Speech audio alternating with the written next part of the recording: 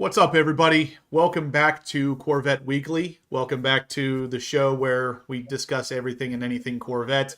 Tonight's going to be a lot of talk about what's to come for Corvette because we've gotten some more confirmation that the Grand Sport and the Grand Sport X are, in fact, the end of the C8. And we've already heard this once from one of the Chevy engineers, but we're hearing it again now from Josh Holder himself. So Right. odds are very good at this point. It is legit. I highly doubt they would have three different people lying to us or, you know, pushing us in the wrong direction, so to speak. But at this point, it's pretty safe to say Grand Sport is going to wrap Mhm. this thing up. So that means very likely no Z06X, very likely no Zora. It looks like the Grand Sport X is going to be the kind of the final cherry on top of this thing. So again, Yep. just kind of reiterating that we're gonna get a little bit more into this in a second. I'm gonna show you all the information that way. It's not just me telling you; it's actually coming from Josh Holder and everything. But we are here today with David. This is DBM Racing. It's his on week, so he's gonna Yep. drop some knowledge on us as usual, and we'll have some banter back and forth because that's what David and I are best at, it seems. But yeah, so anyway, guys, thanks for tuning in. Appreciate it as usual. It's awesome to see all the green names over in the chat. After last week's giveaway, I gave way more entries for members than I usually do. That's going to be something I'm going to be doing on bigger giveaways moving forward. So again, if you're not a member of the channel, you might want to consider becoming one because the person who won, which is actually Dan, he's in the chat here, 24 Seawolf Z06, Yep.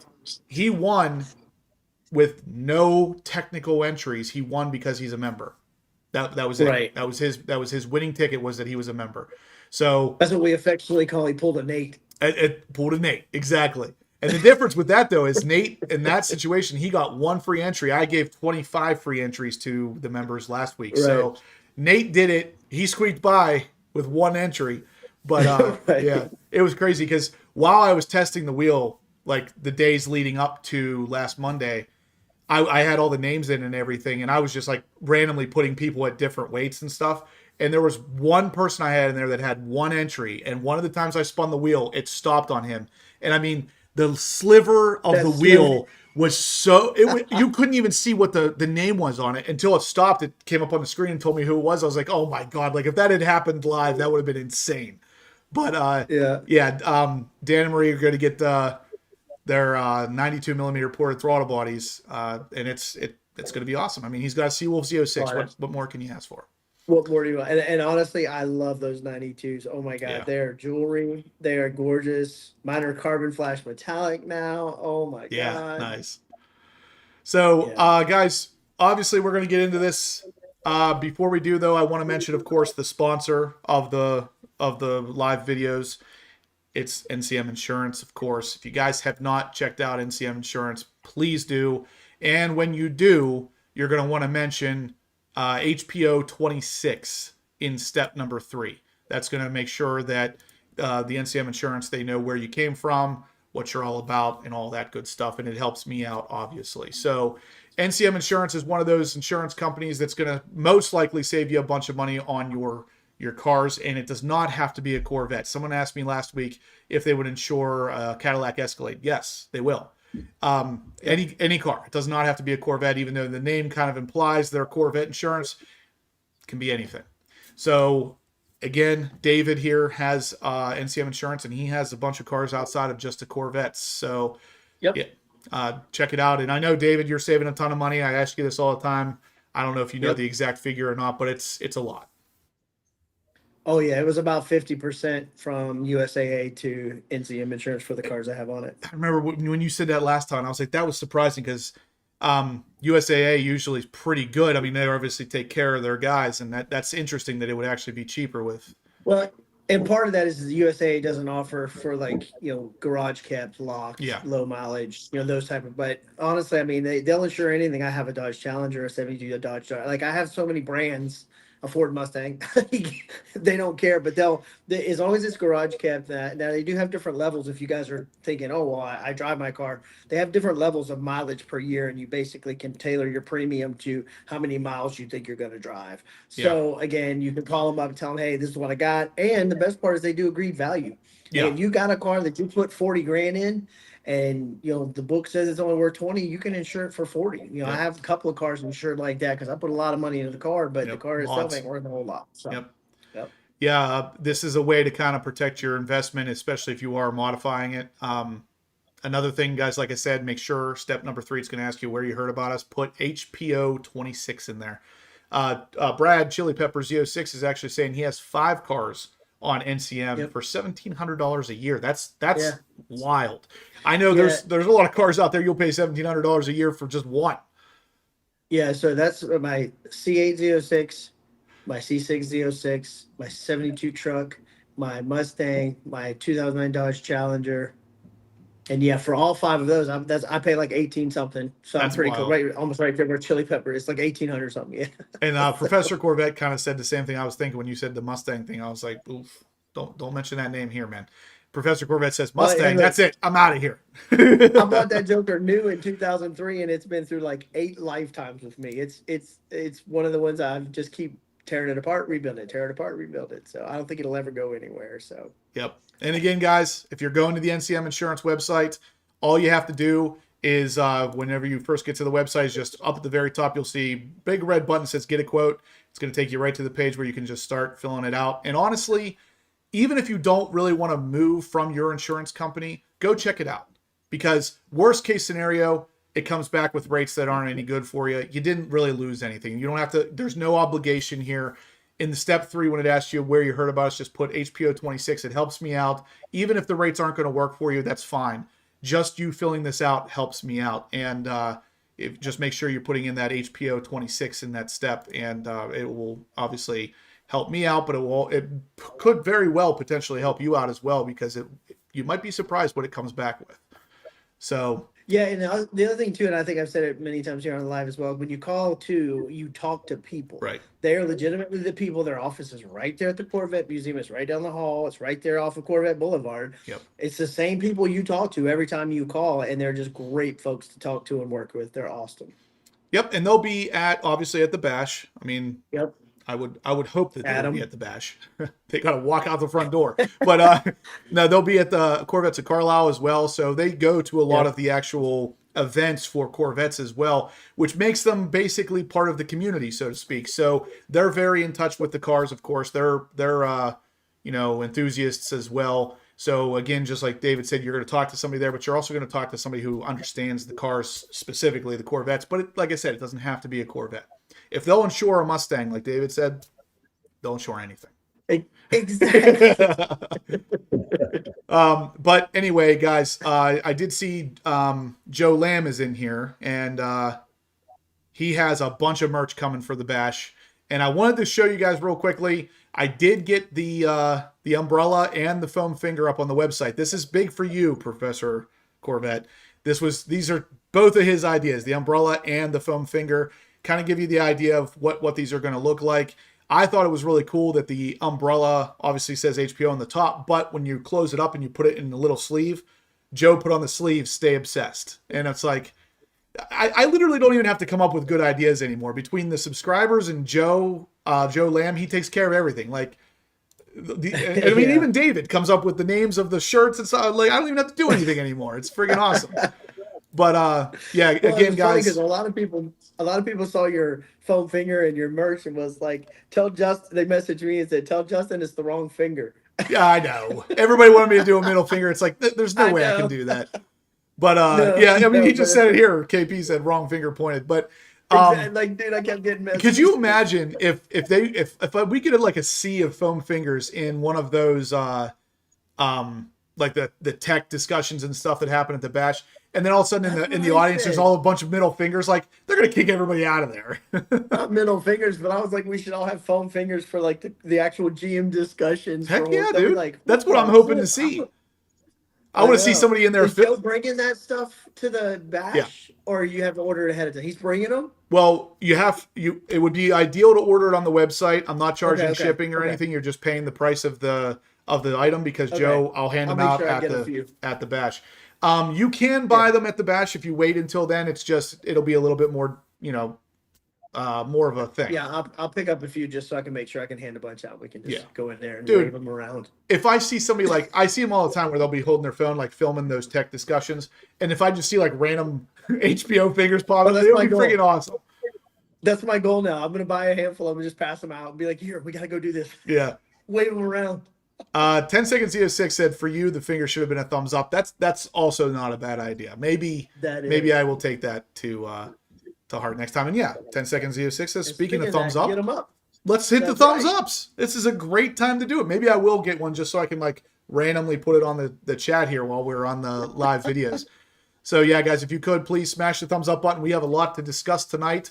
A lot of talk about the C9 Corvette, talk about the end of the C8 Corvette, and talk about some things happening in the C8 lineup right now that might affect you. So make sure you're smashing the thumbs up if you like that kind of stuff. Really helps the channel. We got over 100 people in here watching, only 37 thumbs up. So let's rock those thumbs up. We can get them higher. We can do better than that, guys. We can do better than that. Okay, so a foam Mountain Dew can next. Yeah, there we go. Before we move on, guys, I'm going to kick it over to everybody's favorite, or man, I don't want to say favorite Joe because there's a lot of cool Joes out there. I'm going to kick it over to well, he's the one, the only Joe Lur. There we go. Everybody's favorite Joe Lur. So Joe is in the house here. He's going to talk to us a little bit about the HPO Vet Exchange stuff. So Joe, you want to take it away? Sure. Hey, Justin. Hey, David. Hello, everybody. A lot of good happenings going on. I want to just piggyback before we get into the other items. The NCM Insurance is the real deal. A good buddy of mine, I introduced to it. He wasn't familiar with them. Moved over 4 of his cars and saved $2,800 per year. Wow. So that's a big number. He was shocked, literally shocked by that amount of savings. So if you haven't checked the price, I encourage you to do so, as Justin suggested, through the site. And there's no downside, only potential upside. Flipping over to just a quick word on solar for a minute. I had the pleasure of installing 2 throttle bodies and 2 throttle controllers over the weekend, both on C7s. So I know we talk a lot about C8s and Z06s and Stingrays and Z51s and E-Rays, but it was a lot of fun putting those in and seeing the smiles on their faces when we basically went from OEM into Sport, 6, ludicrous 9, and all the different. They were floored, as most people literally are. So keep in mind, if you've got C7 or C6s, it's not just about C8s. So obviously you can work through HPO 5 to get a full discount across every purchase you make. That continues in perpetuity. So check that out, solarengineering.com, and at checkout, just remember HPO 5. So segueing over to the Corvette HPO Exchange. So some really exciting news to start off with tonight. We are kicking off our inaugural event with Griswell, which will be held, everybody get a pen and paper. It'll be held on June 7th. That is a Sunday. It'll be from 12 to 4. It's going to be a car meet. We've got room for probably 150 or so cars, though we've got 25 VIP spots in the Griswell lot that will be, set aside. So the way that you will be able to assure getting one of those is to email us at hpovetexchange@gmail.com, and the first 25 that basically register, you will be allotted those 25. The good news is, literally about a half block down the road, we've secured the Dogfish, which is an awesome, sort of pub, restaurant, brewery. There's about 100 spots there, and then there's another 50 just a little further back in their back lot. So we've definitely got enough room for a whole lot of people. We're going to host, though we're not going to pay. It'd be a little too expensive for Justin and I, but we are going to host Joeler and Justin, and we're trying to get David to come down and join us on June 7th also. I will have my Seawolf Z06. Justin will have his, so we'll have twins at a minimum. And then if we get Seawolf 24 and maybe some other Z06s, we're going to light up the place, and Stingrays, Z51s, E-Rays. So mark down that date. Again, it's Sunday, June 7th from 12 to 4 at Griswell Corvette in Gaithersburg, Maryland. We'll obviously keep you posted in the weeks to come, but I just wanted to kind of get you on your radar, given that, spring is here, spring is sprung, and the summer is going to be right behind it. On the sort of new car front, teaming with Griswell, we've got 3 really exciting ones this week that I wanted to point out. They have over 60 cars in stock, and of course, you're always free to order one directly. For all the above, do reach out to us on the email I just shared. We will ensure a VIP treatment and absolutely the best price that one can get based on our partnership with Griswell. So the one I wanted to talk about first is the 2026 Z06 Blade Silver convertible. It's a 2LZ, has a sticker of 147, and right now we're 13,250 off sticker. It's got black interior, red Brembos, and you can check out all the details. We'll post it on the site. But in the meantime, Justin's actually just taking you through the site on Griswell. So check that one out. Real nice discount, real sharp looking build. I like the wheels on that one in particular. So check it out. The next one is also a Z06 2LZ convertible. Hysteria Purple, natural interior. Sticker on that one's 145. Discounted at 132, and probably a bit better for our VIP treatment with all of you. So that's another real nice one. Again, nice wheels on that. Check that out. And then last but not least, we bump it up to a 3LZ. It's a black 3LZ with Santorini blue interior. MSRP is 150,020. And that one is 139,519 on the site, and I'm sure we can do better for you on that as well. So those are the 3 that I wanted to bring to you this evening, and we're real excited about the inaugural event. So again, if you're interested in coming and you want to reserve the actual 25 VIP spots that we have in the Griswell lot, just email me at hpovetexchange@gmail.com. But again, we're going to have at least 150 spots about a half a block away. We are going to host, as I mentioned, the lunch. That'll probably be at about 1:30, 1:45. It's a pretty big restaurant.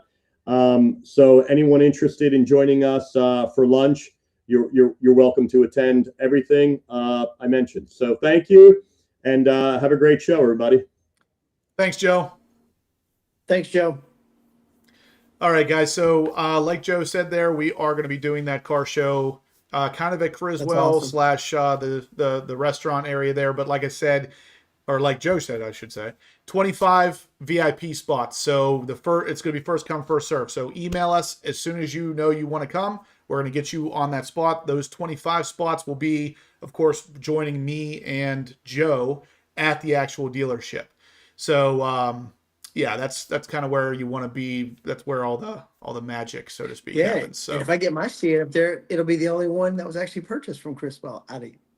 Maybe we'll see how many people show up. I don't know how many of these guys bought from Griswell, but either way, guys, freaking awesome to be like, we bought them from here. Yeah.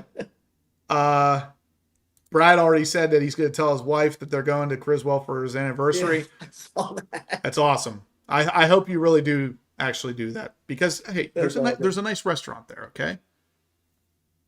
I'm just saying that's a really good way to celebrate your anniversary. Go to a nice restaurant and then a nice car dealership right afterwards.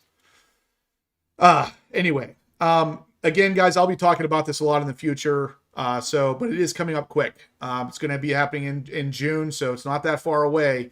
And I'd love to see as many of you there as possible. It's going to be, we don't want to call it a car show. It's going to be more like a gathering of cars, but of course they're all going to be pretty much Corvettes.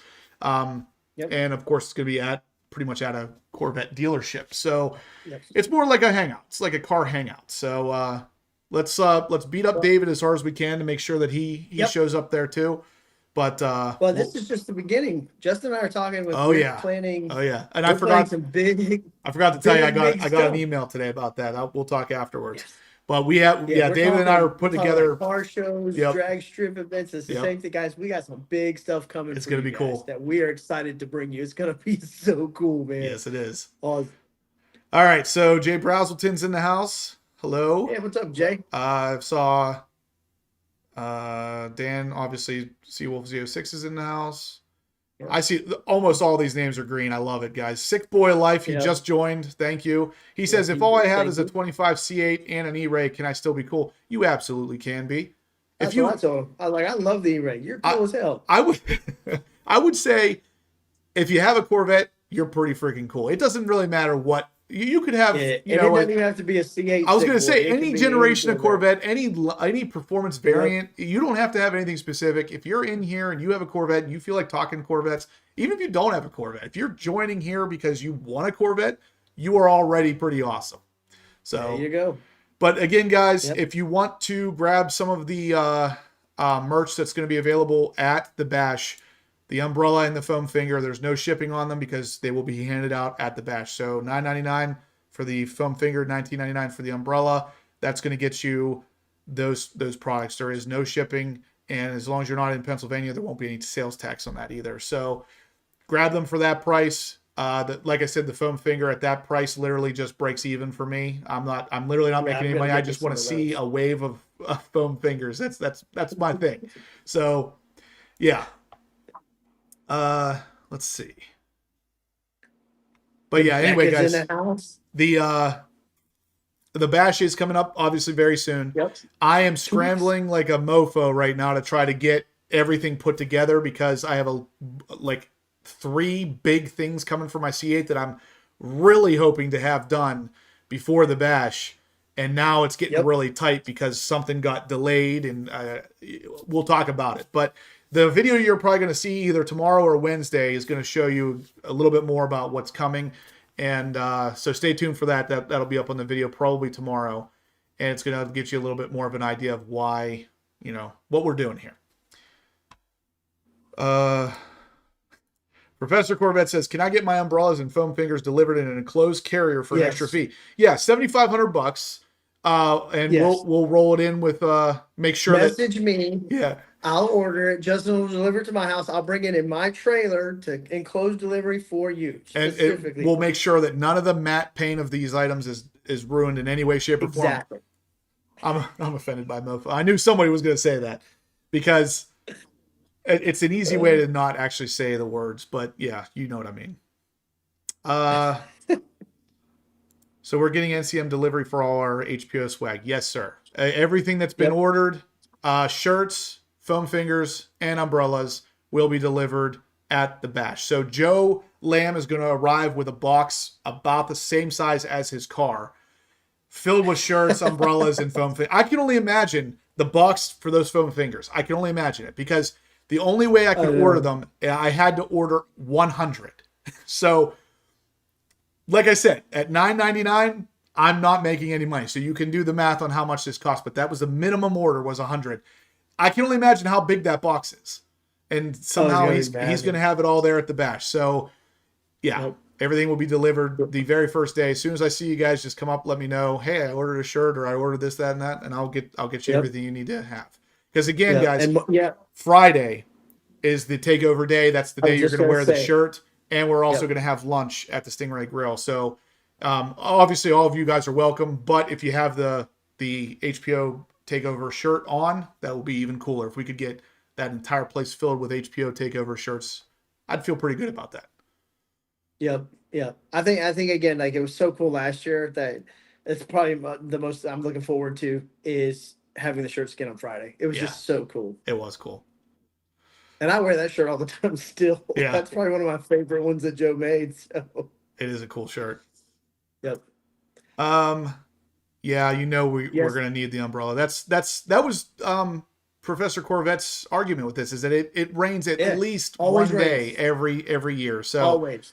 So yeah, it'd be good to have the umbrella. And not only that, this is an umbrella that I'll actually put in my car because I can't tell you how often I'm stuck out somewhere where I don't have an umbrella. So You don't have an umbrella. yeah.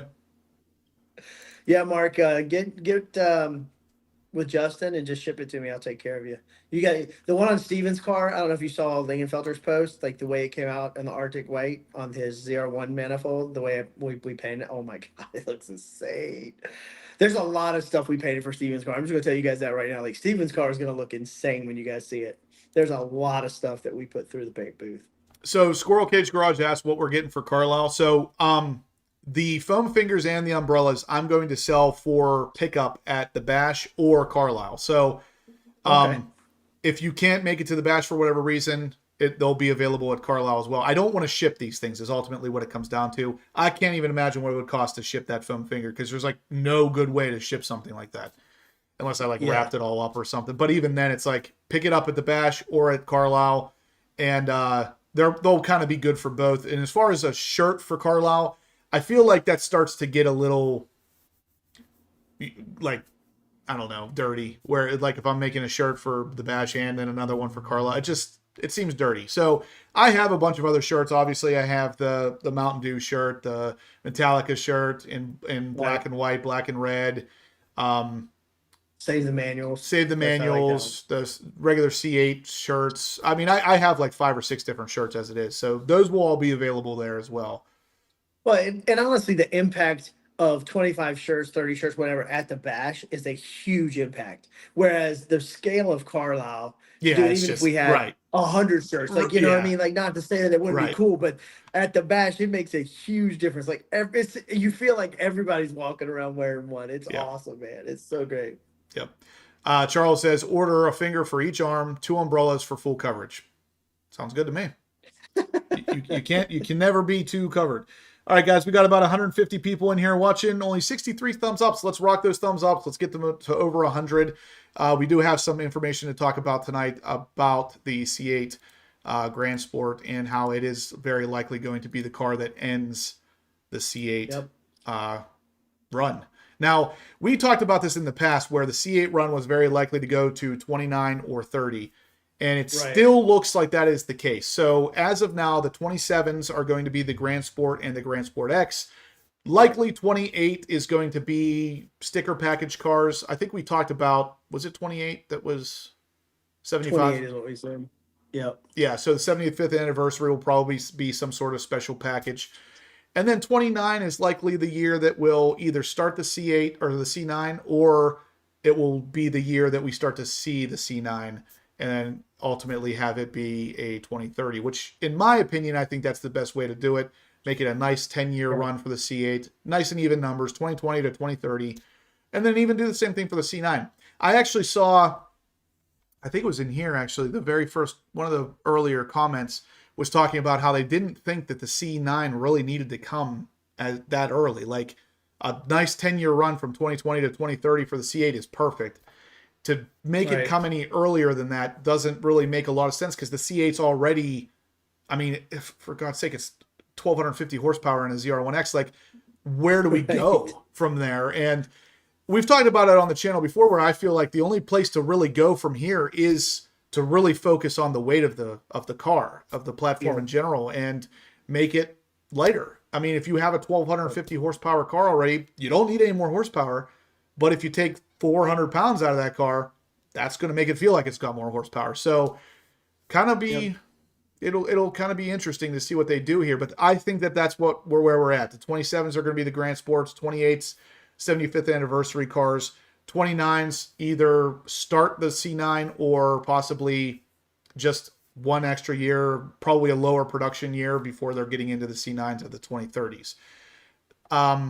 Again, if we kind of flip or swap gears here, we'll say. We got the Corvette chief engineer, Josh Holder himself, talking about the Grand Sport and how it completes the C8 lineup. Now, he actually is quoted here saying, "It's hard to say we're ever done. We're never done. We're always tweaking and improving things, but as far as the model lineup, the Grand Sport is going to round out the 8th generation of Corvette for sure." So that's it. I mean, that's we've heard this now from 3 different people pretty high up in Corvette. It is unlikely that any of this is going to change. Could they be lying? I guess if you really want to dig deep into it, it could be like this thing where they're like, "Oh, we're just They kidding." don't really you have know? a reason to. They can be They don't, ambiguous yeah. about stuff, but to flat out lie, they Right. just don't have a reason. I totally agree. It's not a great look to do something like that, especially since that's not a prompted question. They're not asking, "Hey, is this going to be the last car?" And then they're saying, "Oh yeah, it is." They're talking about this without being prompted. So it seems to me like this is the end. The Grand Sport is the end of the C8. Again, ruling out Z06X and the Zorro. And yeah, I think that that's pretty much confirmation that we're done after the Grand Sport X. And honestly, I feel like we should be. I feel like if we keep going, it's going to water down the whole lineup too much. And I mean, I almost already kind of feel like it's a little bit too much. So I feel like anything more is definitely too much. Yeah. And the only thing I think that GM's missing on the Corvette, because, now they're legitimately competing with, hypercars on the ring and stuff like that. The only thing, and we've talked about this before, is a GT3 RS type, like you said, just cut all the weight out, keep the X chassis and keep the car how it is, but cut all the weight out, take all the unnecessary stuff out, take the radio out, take all that other stuff out, and just make it as light as possible and do a track version, an R, whatever you want to call it, ZR1XR, ZR1R, Z06R, whatever one you do. I think that's the only thing that would add anything to the lineup at this point.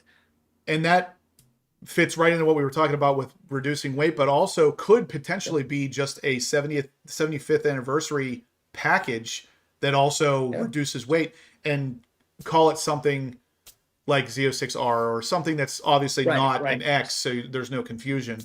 And I think I would buy that for sure, assuming that they don't take out crazy stuff like AC and infotainment systems and stuff. If you have the choice, usually they give you the choice. You sell it. Yeah, and I don't think you sell it if you take out AC and stuff. Do you know what I mean? Like, you don't. Well, but people will give up things like radios. Yeah, they'll give up the speakers. Now there was some of the other stuff. There was cars in the past. The Z28 Camaro in 5th gen Z28. It gave you the choice when you were buying the car. It didn't come with AC. It didn't come with an infotainment system, and it didn't come with trunk carpet unless you said, "No, I do want that." And then it added $1 to your overall MSRP price, and it included that stuff. So I think it would be fine to do that. As a Z06R, it comes no AC, no infotainment, no carpet, whatever it is. If they want to go real crazy to strip the weight, and then you add it back as you want, and then the weight is obviously where you want it to be. I think that would be a great idea. Yeah. Yep. Yeah, my buddy had one of those, white one with the orange stripes, that Z28 SS or whatever it was with the Ram. The Z28s were. I remember when they first came out, because I had a 5th gen Camaro ZL1, and the ZL1 was cool, but the Z28 came out afterwards, and they put the LS7 engine in it, 7-liter, sounded freaking fantastic, as you guys know. But it was interesting because when it first came out, it was sold as a dedicated track car. Like I said, you could get it without any AC and all that stuff, and people immediately hated it. The car came out, it had a 71 or 75,000 MSRP. Hated it. It was 2 or 3 months later after they came out that GM was discounting these things from 71 or 75 all the way down to $45,000 for a brand new Z28. I wish you'd have bought one at 45. Yeah, I kick myself all the time whenever, because I saw that happening and I didn't do anything. Nowadays, they're out there used with 20,000 miles on them, and they're still going for 70s. And it's like, what the heck, man? I could have got that car for 45 grand. Yep, a low miles one, they're over 100 grand now, dude. Yeah, they're crazy. They're awesome cars. I should have. My buddy has one of those. They're nasty. Yep. So that's a great idea with the Z06R, or maybe a ZR1R, but I don't think a ZR1XR would make sense, because again, if you have that amount of power and what that car is kind of there to do, I don't know. And it kind of goes against the recipe of even the Z28, but also like the GT3 RS and all. It kind of goes against that recipe where, like, I honestly think if they made a Z06R, they sell a shit out of them, because a lot of people, I would buy one. Like, they're a freaking awesome idea, because I don't want to gut the one I currently have. Yeah, I was gonna say, you're already kind of doing it. Yeah. Brad said 75 Z06R is made in 2028. I would hope it's a little bit more than 75. I get why you're saying 75, but because it would be like the 75th anniversary thing. But I feel like if they want to do it right, they'd have to sell more than, or at least have the option for more than that. And because that's going to be big for anybody. I mean, I love the Z06. The only car that would really capture the same feel or the same like personality for me would be a Z06R, because it's basically the same car with less weight. Exactly. So I think that would be a really good idea, but we'll see how much that. But I'm with you. Everything else just doesn't make sense. And I'm going to say it, and people may hate on even a Zora model at this point doesn't make sense with the Z01X. I Do agree. you know what I mean? Like if they were to do something else like $500,000, super crazy, I was like, whatever, fine. It's just, again, we're at that point where it's almost too much. The Zora doesn't make sense with the ZR1X because the Zora was supposed to be the ZR1X. So it's like, correct. Now that we have the ZR1X and it wasn't called a Zora when it came out, I think it might have been one of my I don't remember who said it, but somebody said that C9 generation, the next generation of Corvette, odds are very good we're going to see a Zora. Maybe even the first entry model, instead of a Stingray, it might be called a Zora. And that makes sense to me more so than throwing it into this mix now. So, yeah. And I mean, Brad just said, he clarified, he's like, how about 750 Z06Rs? Now we're getting somewhere. I could see that being cool because now that keeps the production down low enough that the values are still there, the cool factor is still there, and there's still enough being made that people can enjoy them. So yeah, I think that yeah, and I mean this is easy because to make a Z06R, you don't have to, there is no additional car in the lineup. All it is you order a Z06 and you check a box, track package, or Z06R. Done. And it's like, it's even easy to add to the website. Like there would be no problem to it.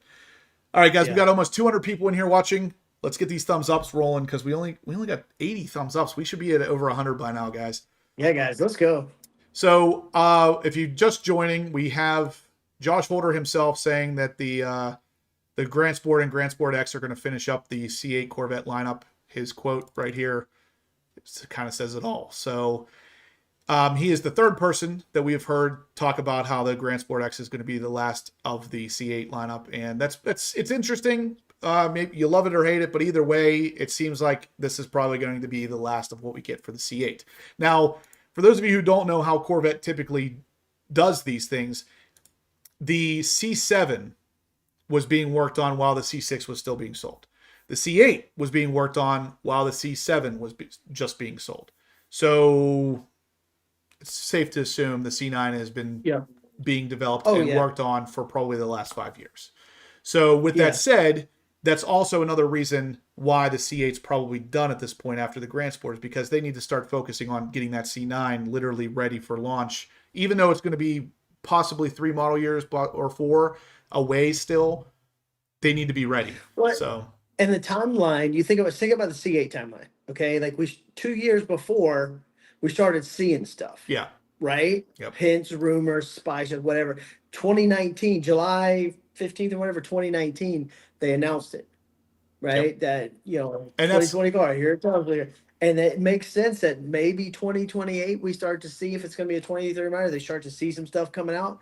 Again, like to put more resources into a lineup that's been fleshed out to a point now where we have this many models. Exactly. Doesn't make sense when you're like, okay, well, let's just make the C9 better. Yep. Right? Because now, and I have to say this, like, they're not going to change the chassis much, but if the C9 is not absolutely astounding, a lot of people are going to be disappointed because all the C8 variants are. Dude, the C8 raised the bar so high. Now it's like the C9's got to be some freaking incredible unicorn. But Anthony George says we've likely already seen a C9, and you're probably right. Based on how much money GM dumped into the C8 platform, the C9 is very likely to look very similar. It's going to still be mid-engine. It's going to have very similar look to it because mid-engines in general are hard to distinguish a lot of times. But what it really comes down to for me is odds are very good we've seen it, because I have a really good feeling that the new LS6 engine is going to be something that's going to be in the C9 in some degree. Now, I'm going to have David agree with me here in a second. We haven't talked about this before, but I bet you he agrees with this. The LS6 goes to a 13-to-1 compression ratio, which is huge. That's a huge way to make horsepower. On top of that, it is dual injected, direct and port injection, another huge way to make power. And then it goes from 6.2 to 6.7, another huge way to make power. And all three of those things, huge ways of making power, we get 40 more horsepower. I will tell you now that this engine is 100% detuned to run at 535, and I bet you I would put money on it. That same engine, slightly tweaked, comes out in the C9 at 600 horsepower. I bet you it does. And it will be the same kind of engine, tweaked and tuned, 600 horsepower, C9 Zora, C9 Stingray, whatever they're going to call it. It's going to be 600 horsepower. I think you're going to be really close on that number. The reason why is because I built plenty of race cars, but my Coyote that's in my track car, it's 13-to-1 compression ratio. It runs on fully 85. It revs to the moon, and it makes 625 at the tire. There it is. So right when so they came out with that, you don't want to push that. You've got more displacement, so you don't have to push it as hard. So it may not make that at the tire, but at the crank, it could easily make. I was going to say, at the crank is the numbers they always give us. So more. But I will tell you this: it's easy with a 13-to-1 compression ratio, and did they didn't raise the rev limiter on the it's 6,600. Yeah, but still, think about it, right? You're only at 6,600. You got more displacement. You got direct injection. You got high compression. It is really not pushing hard to make what it's making. The only reason, in my opinion, they didn't let it go is they're developing this for like the C9, like you said, and they didn't want to go, oh, here's your 650 horsepower Grand Sport. Or Stingray, right? too, yeah. No. Yeah, no. You upset the hierarchy too much then. But exactly to start but you're not. You're gonna be real close on that, Justin. You're right. You're gonna be real close. To start the new C9 at 600 and then just work up from there. That's 105 more horsepower than the Stingray started with in the C8 platform. So right off the bat, you're gaining 100 horsepower just by going to a C9 instead of a C8. Well, and this conversation, I had this conversation with somebody the other day, and it went from this conversation saying that this is going to be the base engine with some improvements in the new car, right? The C9 for sure is going to have this LS6. It's going to have more horsepower than the current gen because they have it basically just barely pushing to make what it's making. I got excited because then we started talking, well, if they're going to do that with the base engine, they go 13-to-1 direct port, dual port injection, all this other stuff. What are they going to do for the Z06 for the C9? Like this LT6 is like, so now I'm starting to think, well, if they're making the base engine this good, oh, where do we go? It's going to be so insane when you could be at 800 horsepower Z06 in at this point, like I said, they have a 1,250 horsepower ZR1. And it seems like whenever they brought the ZR1, not the ZR1X, but when they brought the ZR1, they were talking about how they accidentally made too much horsepower. Like, if that's really the case, horsepower is not the problem here. So having these engines or these cars producing crazy horsepower, I guarantee you, I don't want to say guarantee, I have a real good feeling the C9 starts at 600 horsepower, and it's going to be an engine that looks very similar to the LS6. It's probably not going to be called an LS6, probably won't be the exact same engine, but it's going to be based on it. And it's going to easily make 600 because I bet you that LS6 currently could easily make 600 with how it's built. Oh, yeah. Oh, yeah. Yeah, that compression ratio with that displacement, it would not be hard to do some very small things, heads, cams, just that stuff. And you're going to be astronomical in a horsepower. But, in what you said, though, like that, I think it is going to be really, really, really, really similar to the current motor because they retooled a whole plant to make this motor. Yep. They're putting it in the last couple of years to iron out some of the bugs, whatever else. That they can call it whatever they want, but it's going to be pretty dang close to this LS6. Yeah. Like there might be some small tweaks. Like even the difference between the LT6 and the LT7, it's not the same engine, but it's pretty freaking close. So like it would be something like that. And some Lewis actually just said, I guess Darren actually said it initially, they call it an LT3. I mean, they launched the C8 Stingray with an LT2, launched the C9 with an LT3, and it's basically based off of the LS6 engine. It's got, you know, all the new oil, dry sump stuff that's going on there, yeah. all the new oiling systems in there for track use.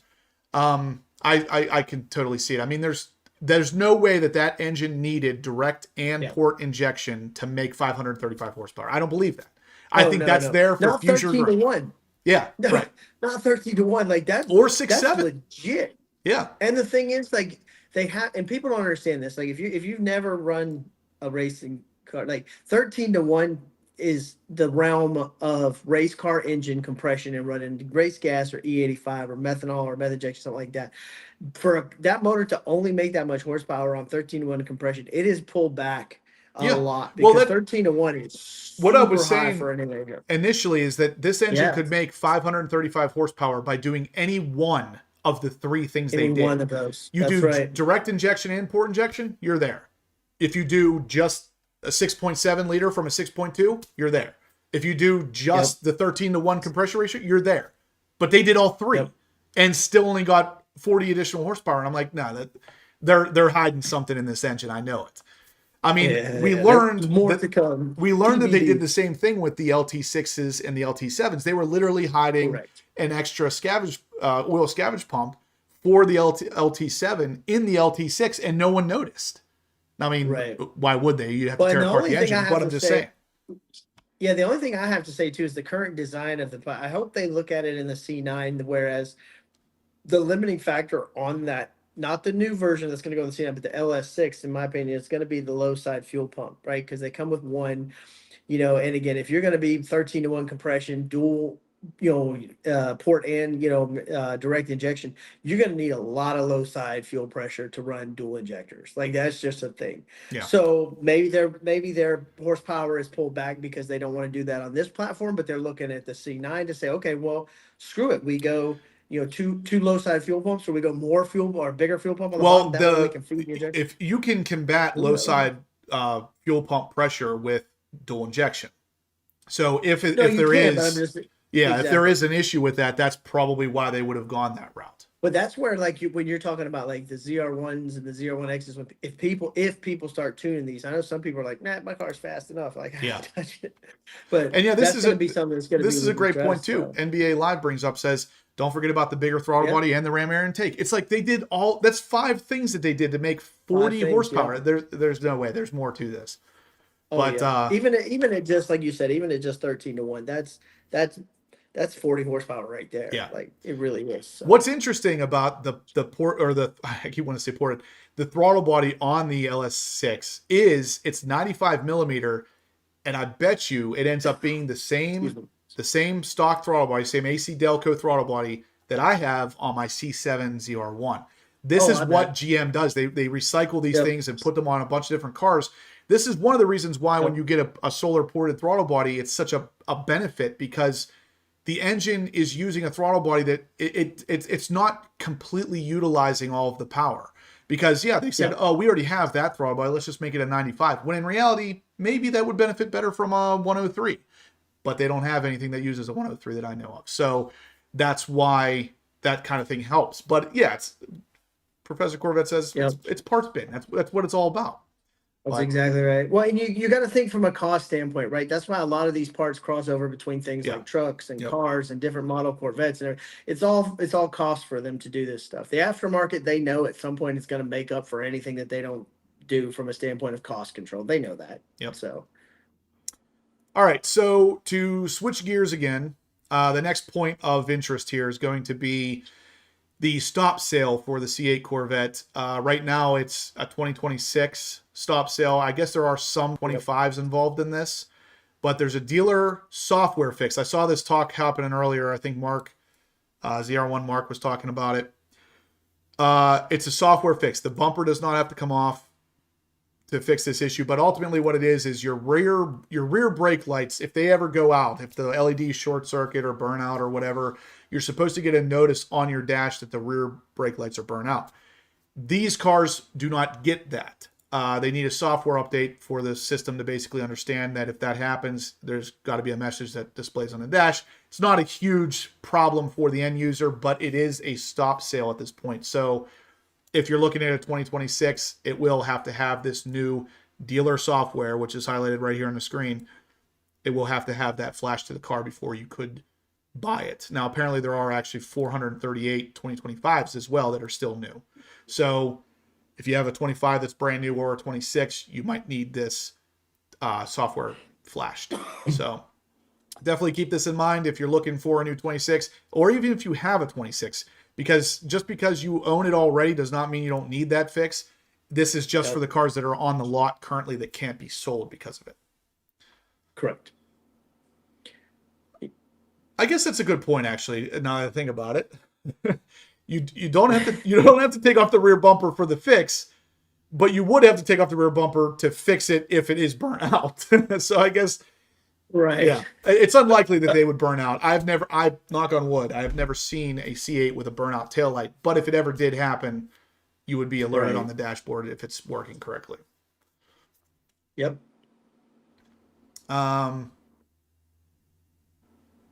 Yeah.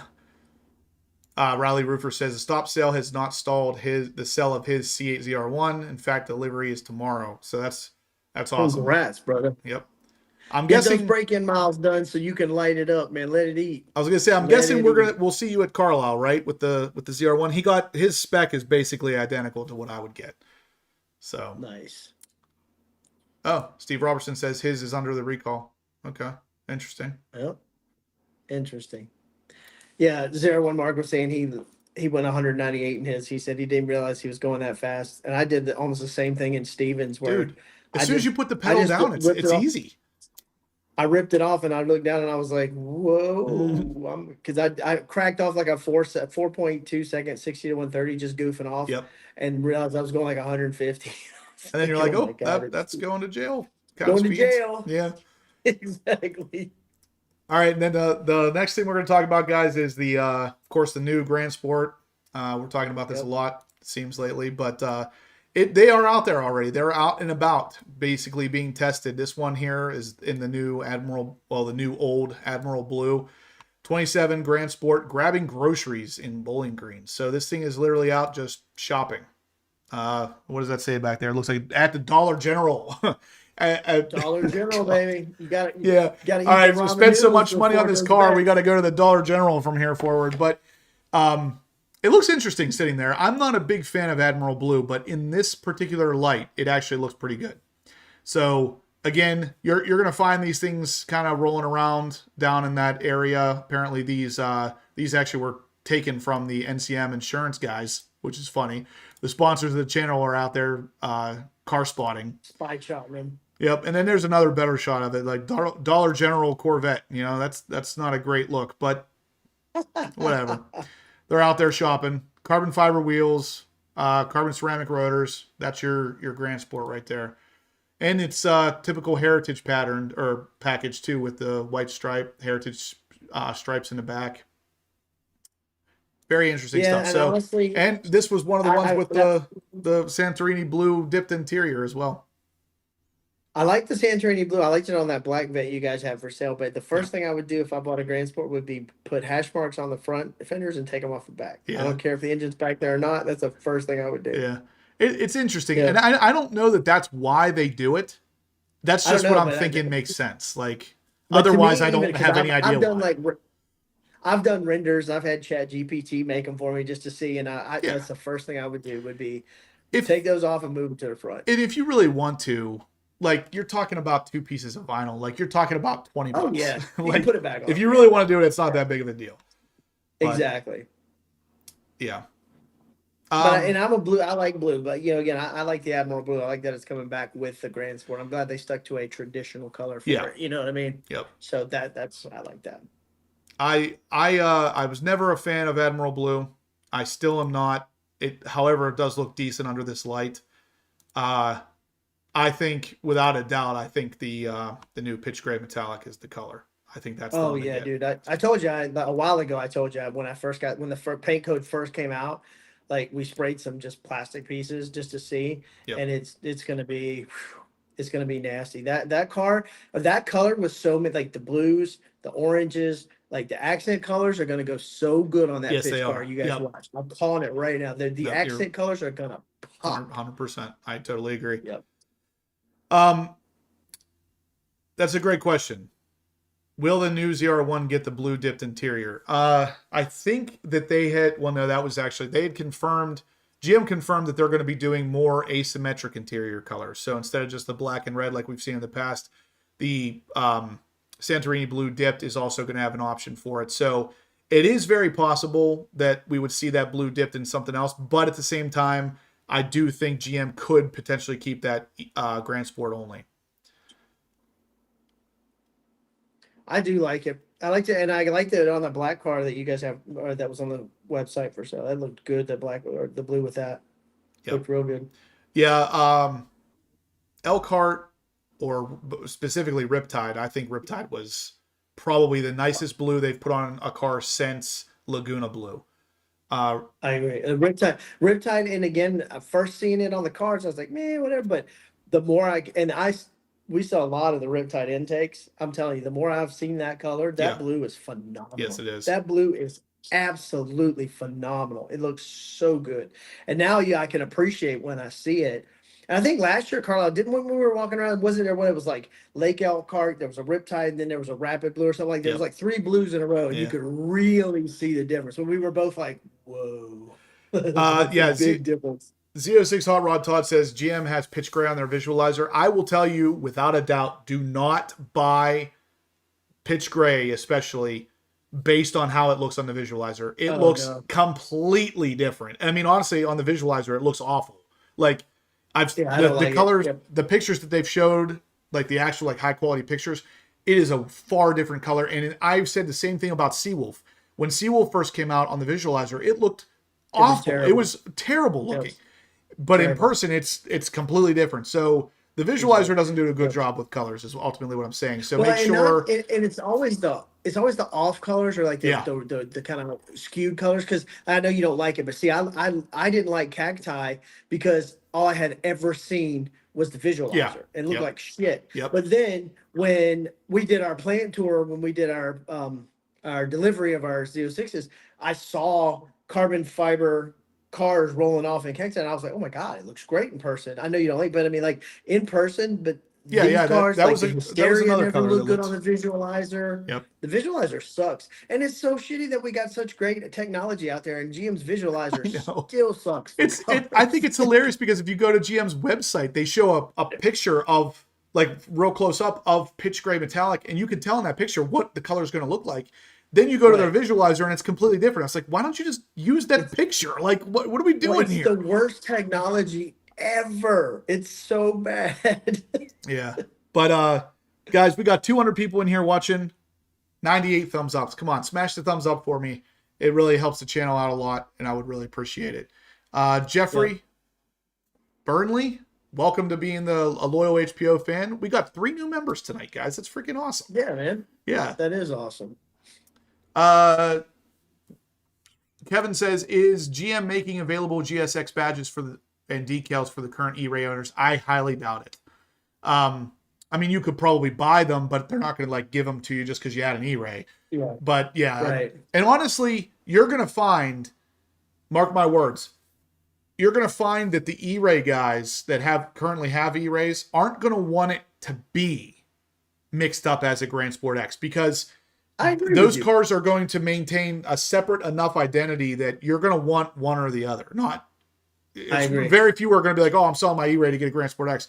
They're similar enough that you're not going to do that, but different enough that you're not going to want to do it. So, yeah. Exactly. Yeah, no, I'm with you 100%. There's no way, if I had an E-Ray, would I want it confused or badge it like a GSX. I'd probably 100%. Rock it as an E-Ray. Yeah, I would too. I mean. Yep. So, I mean, the GSX is great. Don't get me wrong. I'm not throwing any shade. That's going to be a badass car. But if I had an E-Ray there, ain't no way I would badge that up to look like something is not. Yeah, exactly. Nope. It's like I said, it's similar enough that you're not going to want to do it, but it's also different enough that you're, And Ricky, who's one of our E-Ray experts in the chat, he said the same thing in caps. I would never put a GSX badge on. I gotta tell you, Ricky, whenever I finally get a chance to meet you in person, he's gonna be at the bash. I know. He's gonna drive down with us. I love that you're here as an E-Ray fan, because everybody just they trash me about not liking E-Rays when that's not the case. I do like E-Rays. I feel like I have to say this all the time. I have no problem with an E-Ray other than the fact that I thought they were priced too high.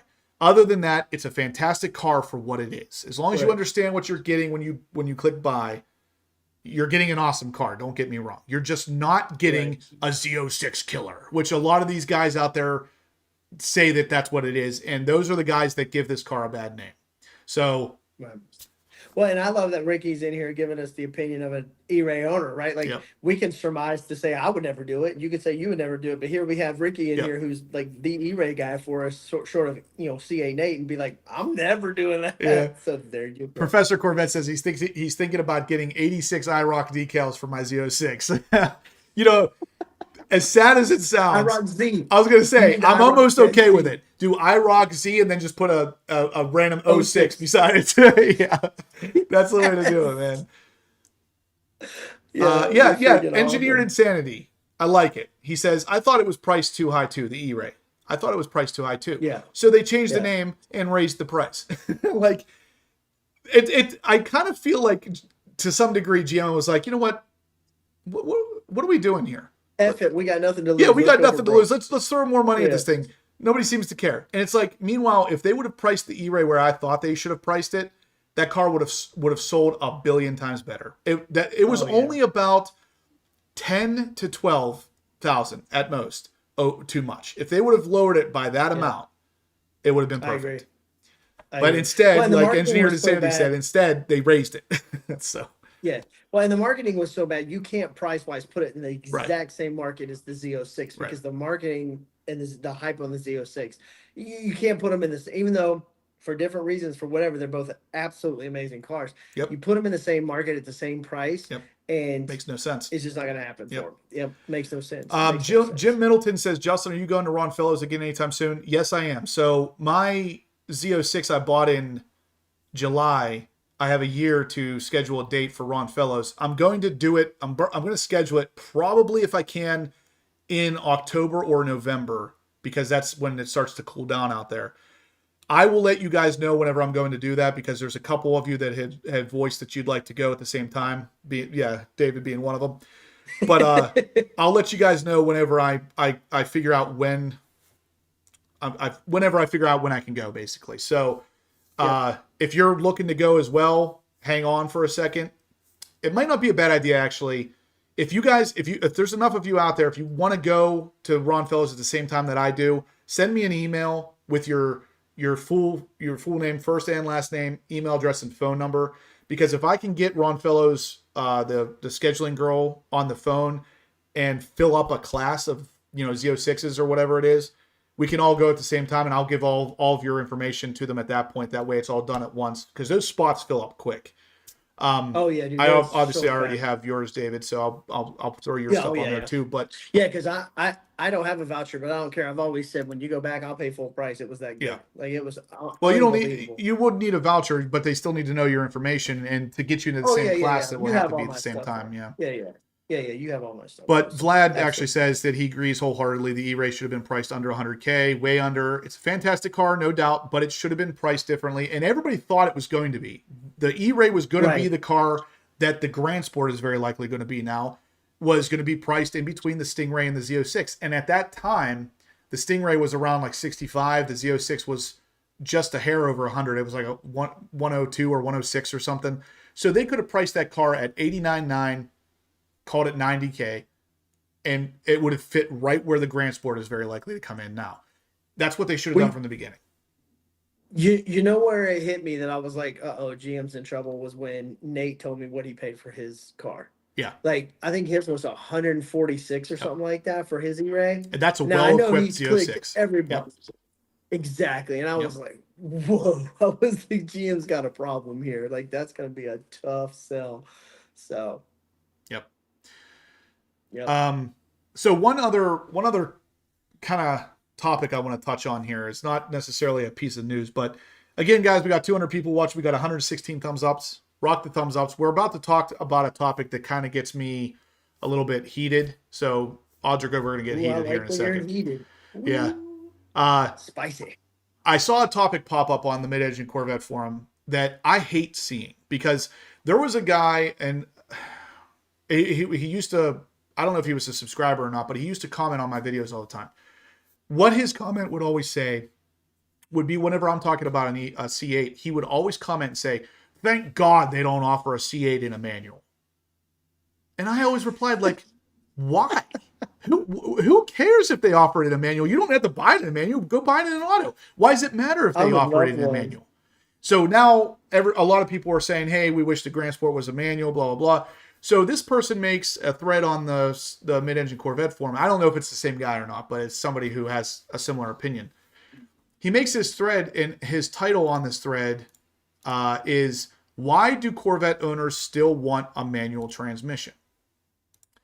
This kind of mentality has always bothered me, because it's like, why does it matter to you what I want?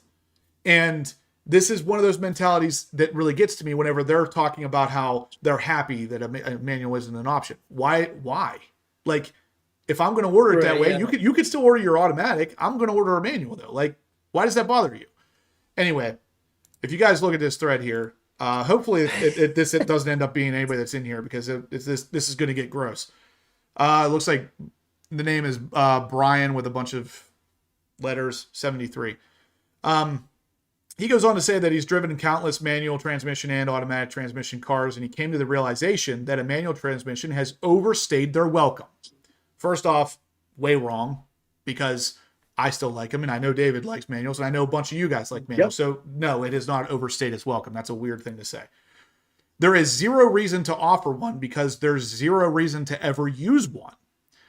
Again, completely wrong. A lot of people enjoy the drive with a manual transmission.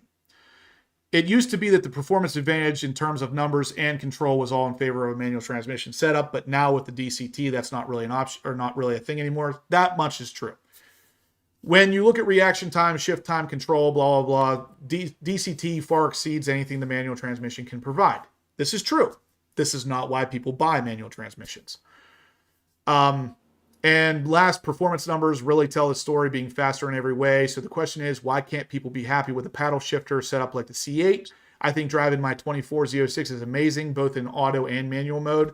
I'd like your insight, and please don't tell me just like that you just like the feel of it, because that's a pathetic cop-out. This guy, man, I'm telling you. I almost kind of wish it is somebody in the comment section now, because it's like, I want to know why. And yeah, Jay Brazelton, that's the first thing I noticed too, is that this guy doesn't know how to spell manual. But so here. Okay. Yeah, I was gonna say let's hear from David first on this one, because I'm already hot about this. I have a C806 that has the DCT. Is it a better performing setup? Absolutely. Faster shifts. I can never shift that fast. Yes. Would it perform better on the drag strip? Yes. Would it perform better on a track? Yes. Which one do I have more fun driving to the store and back? The C6 Z06 manual all day long. Yeah. I don't care that it's this much slower. Right. I don't care that it's more work. I love it. It's just that you're more connected to the car. It's how the car should be.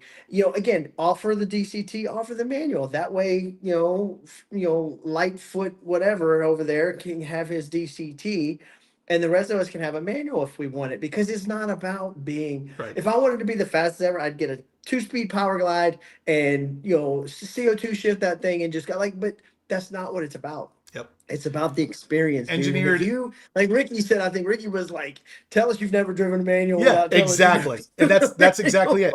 Engineered Insanity said this guy's just mad because he's missing his left leg. And the sad part is, though, if he said that, because I've had a conversation with one of my subscribers that flat out, he was very against the idea of a manual. And I said, if you sat down and really talked about it, like, why? Who hurt you? And I come to find he has an injury from when he was in the military that doesn't allow him to drive a manual. Okay, I fully understand that now. But why does that stop me from buying one? Well, here is what, and I guarantee you, everybody in this comment section, guarantee you has been this place. The reason a manual should always exist, every one of us in this comment section, including you, Justin, because I know some of your car history, has owned a shit box. And it was still more fun to drive because it had a manual. Yeah, exactly. I drove it like it was a dang F1 Yeah. car. I had Those ones are more talent fun to that I drive like drove. they're crazy because you're just beating the crap out of it. Exactly. It's the experience. But man. Ricky Like, says also, perfect example is the new Supra. They sold out of the manual transmission cars once they came an option. And that's why. I drove, when the new Supra first came out, I drove it, and the very first one I drove was like their launch edition, or I can't remember what they called it, but it was basically the automatic transmission version of that car. And I don't know that I've ever been as underwhelmed by a car as I was with that Supra. It was just not, it was a cool looking car, and I guess somewhat of an okay performing car, but it was boring. And then they put the manual transmission in it and gave the manual transmission car had a smaller engine too, but it was 10 times more fun to drive. Look at all the people in the comments. Look at them saying, engineers, like I had a neon and it was a plastic. Yeah, exactly. exactly. I think my first car was a Chevy Beretta. Yeah. It was Oh, a dude, piece the of Berettas were garbage. so It cool. was so slow. Yeah. It was so bad, but it was a manual, and I revved it out the red line and beyond every time. And then I had a Grand Am GT. The same thing, I ran it out. Well, then I got an Eagle Talon. Darren It was a says, 5-speed. he says, go to any track event that has a stick shift class and just watch. It's the most exciting class there, regardless of ETs. Absolutely. And that's the one time I've been down to the drag strip here by my house probably 8 times. One time I went there was a test and tune night. And I watched this guy with a 1,500 horsepower Supra, the older style Supras, like Mark III or Mark II, whatever they were. And I found out later it was a manual transmission. And this guy was cracking off 8-second quarter-mile times. And I was like, this guy is my freaking hero. I hear it out there. He's banging these gears. And I'm like, he's not rocking an automatic. That's a manual transmission car. That is fantastic. Yep. And honestly, that they're not these stick shift. Like for you to run 8 to the stick shift, you're a boss. You're banging You are a gears, boss. yeah. And I love people. You guys keep telling me in the comments, like this is like making my whole night. Like we've got Honda Civic in here. We've got people putting their cars in here. And it's like I love that. And Dan like was saying about the heel toe action. Yeah, dude. Like Seawolf. Yep. Dude, when I drive my C6, I don't care how I'm just going to the stop sign and I'm still heel toe down. Yeah, exactly. I don't care. It's because no matter what you're doing, you're going just stoplight to stoplight. You see the drag strip tree, whether you're doing it or not. Yep. Jay Braslin, a Datsun work truck with a 4-cylinder. Yeah, see, it was just the experience. So this guy's telling us he's never driven a manual without telling us he's never Ricky literally just summed this guy's post up in one sentence. He says, GM said people's wallets voted for the transmission. So voted for no manuals, but no one can vote if there's no ballot. 100% it. 100%. Now I will tell you this, statistically, the C7 ZR1, roughly 2,800 of them made. I know it's a little bit more than that, but just to keep things easy, 2,800. And of those 2,800, only 30% were made in manuals. Now they did that. And if you look at the C7 Corvette, year over year, you'll notice that they made less and less and less manual transmissions as the run went. And it's because people were voting with their wallets. So even though there is no ballot now, there was at that point, and people voted for automatics. And it's funny because the C7 ZR1, if you wanted an automatic, it was a $2,500 option to get an automatic. And now you look at the automatic ZR1s, they're going for about what they went for then, 140, 150 grand. But if you get a manual, you're almost 100 grand more than that. And meanwhile, that was the free option. Yeah, there's a lot of them. If they're low mile manuals, they're 400 grand. Oh yeah, dude. oh yeah. Those cars. A low mile manual is 400K. And yes, Steve Robertson says by this guy's logic, he needs to just buy a self-driving car because that's the most efficient, the fastest way to do it. And that's true. This guy obviously does not care about having fun. And the thing is like the thread goes pretty interestingly because somebody says at some point that basically this thread did not go the way. Oh, here we go for Jay Brazelton, the way he spelled manual. Manuel. Yeah, and it's a little Mexican hat on him. But anyway, somebody said something about how this thread did not go the way that the original poster thought it was going to go because he thought everybody was going to like rally behind him and say, "Yeah, we don't need no stinking manuals." Meanwhile, it's like if you're a car guy, the best thing you can offer a car guy is options. If I want a manual, I can get it. If I want an automatic, you can have it. If I want orange exterior and orange interior, you can have it. One of the things I love the most about Corvettes is how many options are offered. It's a lot. Right. You really have to know what you're looking at, but it's a great thing. And Ricky kind of hit it on the head, dude. Ricky, you're on fire tonight, bro. But he said another issue was with the C7s, why they voted with their wallet is because a lot of the dealers ordered the automatics and not the customer. So they've ordered the automatic. Ricky's on fire. Especially the C7 ZR1. Most of those were dealer orders. So Yep. So, but yeah, I'm all about options as well. Again, I mean, I know R&D costs are one thing, but offer the manual as the base and make money on the automatic when everybody wants to vote with their wallet. Do it. Yep. But I don't think. And here's the thing: is I'm pretty sure that the guy in this thread, I'm pretty sure he never commented again. The original poster. Oh, I'm sure he got roasted. And I was going to say, if that's the case, he probably posted this thread on purpose to get people worked up. I'm hoping that that's the case because but I mean, what do you get off the forums for rage baiting somebody? It's not like on Instagram or something where you're actually going to get clicks or something like that. You know what I mean? Like, what do you get rage baiting somebody? I don't know. Just somebody being crazy. I don't know. But tell me you've never owned or know how to drive a manual without telling me. And honestly, your father failed you, sir. Yeah. And I mean, this kind of stuff here is another thing. So this is a valet that flat out says no stick shift vehicles because the valets can't drive them. So what that ends up doing for you as an enthusiast is if you have a manual transmission car, it's literally a security device. And I've seen it. Sure is. I've seen the pictures online where people will be parked in some like shady spot of in town, and they'll come out to their windows smashed because the person was going to steal their car, and instead they looked inside, saw it was a manual, and just walked away. They went to the next car. It's like they literally, even criminals can't drive manuals, so it's a security device. Yeah, that's why my Challenger's manual, and I have less of a fear of it getting stolen because any Hellcat or anything gets stolen immediately in Atlanta. But Kevin just sits around. Kevin says paddle shifting in manual mode in a C8 is almost as fun as a manual. I 100% agree. I really do. Yeah, it's fun. I love driving the Z06 in manual mode, revving that thing out. It is almost the same thing. I'll tell you that, 3 steps. Number 1, the most fun is a manual transmission. Number 2 is a dual clutch with manual mode, and a distant, really far number 3 is like a torque converter automatic because those are just boring. Okay. But manual and DCT they're very close. I will tell you as far as fun is concerned, but there's nothing like rowing your own gears and driving. And back to what you were saying about somebody said the sticks come cut, but you were talking about the drag strip or something. Even on the road, okay. Like I think it was one of your first videos with your ZR1. I think when you raced street speed. Yeah, it was one of your anyway. Like when you nail that shift. Oh yeah. Dude, there is nothing like that when you nail that shift. I'm sorry, I don't care what anybody says. When you rip that like that, and it's just the perfect shift.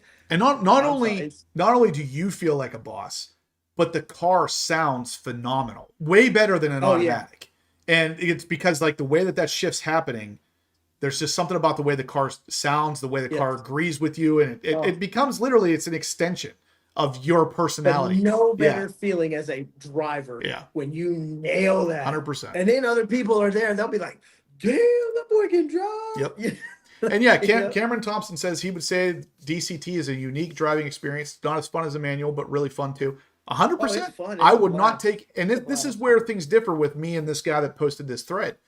I would not take anything away from a DCT. I think honestly a C8 Z06 is best built with a DCT. But 100%. But I'm not going to tell you at any point that I wish they wouldn't make a manual. I would love to see them make a manual. But some people just want it their way and no other way, where I would like to have the option of both.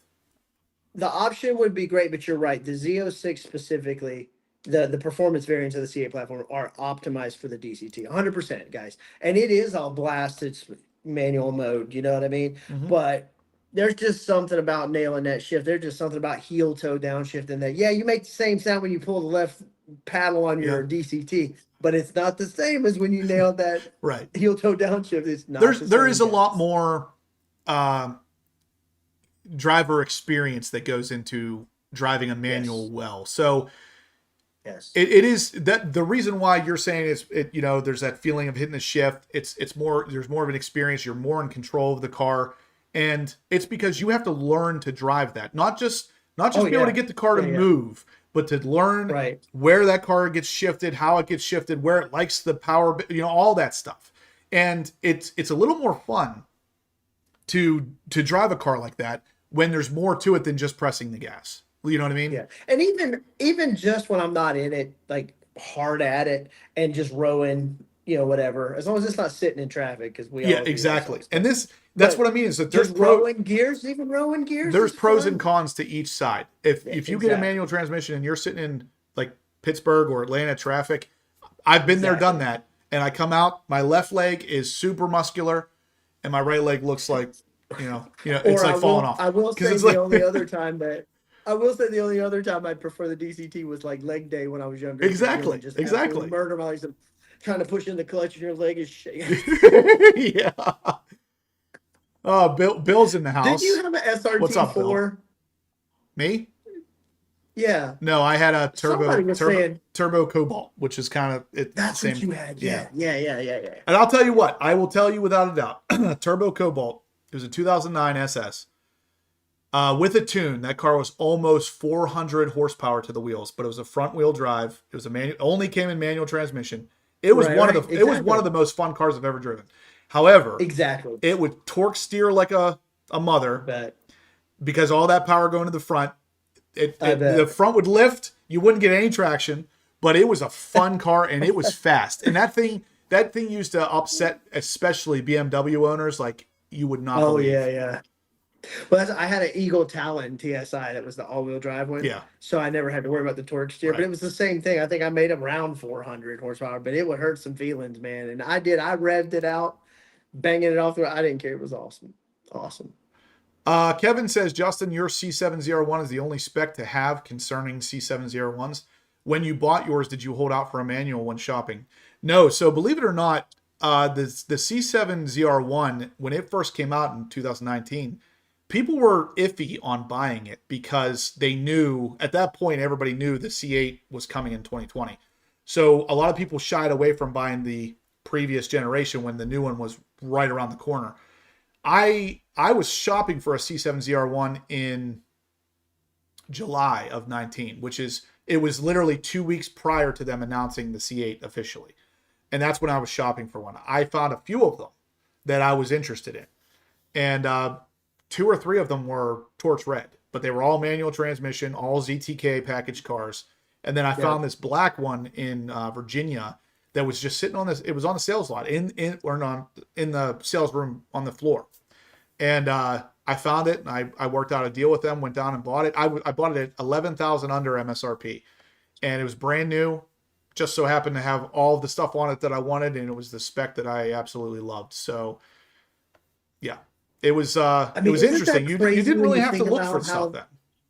Isn't that crazy how when they first came out, like they were sitting there? Yeah. That car sat for about 2 months before I bought it. That's crazy, dude, that they sat there like that. Crazy. Everybody was so pumped about this idea of the C8 being mid-engine. They did not want to buy the previous generation car. And now everybody's like, oh, I should have done it. And I'm sitting there thinking, man, I should have bought 2 of these things. Like I would have bought one that sat in my garage in a bubble and the other one that I drove. Yep. One to bubble wrap. Yep. All right. So, if you're feeling bored, hop over to the mid-engine Corvette forum and maybe comment on this thread and let this guy know how you feel about the mid-engine or the manual transmission versus dual clutch. I think it would be kind of funny because obviously, people are weird like this where their option or their idea or their preference should be yours too. Yeah. 01 Mark says, Justin, what is your C8 ZR1 spec? Basically the same thing as my C7 ZR1 spec. It's likely to be black. unless at this point I'm probably going to be pushed to a 27, so I may consider pitch gray metallic. But if not, it's going to be black with red calipers, and I'm going to do the dual matte black stripes with the red outline. I'm not a stripe guy typically, but those for some reason really look good with the black and red interior on the car. Really looks good that way. Yeah, they look good. They look good. See, I love the same spec, but I would do the matte black with the orange stripe and then the habanero interior. Yeah. Yeah, but that was because I'm not a stripe guy either, but I've seen it on a couple of cars like that already, especially the Seawolf, dude. That stripe with the orange with the Seawolf gray and then the habanero interior, like we saw a couple with the Bash, and I've seen some like running around. Oh God, looks good, man. But yeah, guys, again, if you have any interest in going to Ron Fellows and you want to go with me, I'm thinking I'm going to try to schedule. Yeah, me and David will go together. I'll definitely go. Yep. I'm thinking about trying to schedule around October or November just so it's cooler out there. So if you want to go, email me, horsepowerobsessed@gmail.com. If you're going for Z06, we'll only have a couple spots open. So if you want to do it, get on the email now, and it will. We'll obviously be able to help you out. Hopefully, we'll all go out together. But otherwise, I think that's pretty much going to do it for tonight, guys. If you're still in here watching and you haven't yet, smash the thumbs up button. We had about 200 people in here watching for most of the time. Only 124 thumbs up. So let's smash that. Yeah, Lee, we talked all about the C9 pretty early on in this show. So after I close out the live part of it, you can come back and watch the beginning part where C9 is probably most likely coming 29 or 30. It's being tested currently. Check it out. Of course. Yep. Anthony George says Justin has to go red or else there will be major rebranding. Yeah, I'll be honest with you. If I had, I was looking at my Seawolf Gray Z06 the other day. I don't think that car would look as good with red calipers as it does with, in my head at least, with orange. And I'm not an orange guy at all. But I thought Seawolf goes with orange really well. And you'll understand why I'm saying that in a second, because I have a couple pictures of a subscriber who I just did some work for, and his car's Sebring orange. And Seawolf sitting beside Sebring orange, there's something about that orange that makes the Seawolf pop. It's really weird. Yep. Yeah, some of the cool, the one of the cars that I did a manifold that was a Sebring manifold, but he had the orange calipers and he had the orange interior, and then he had the black with the orange stripe. Yep, Dan, thank you guys. Thanks everybody for the support as always. Next week we should have a sponsor that will have a pretty cool giveaway going for, so stay tuned for that. But otherwise, guys, smash the thumbs up button if you can. Stay obsessed, and we'll see you same time, same place next Monday night. Later, guys.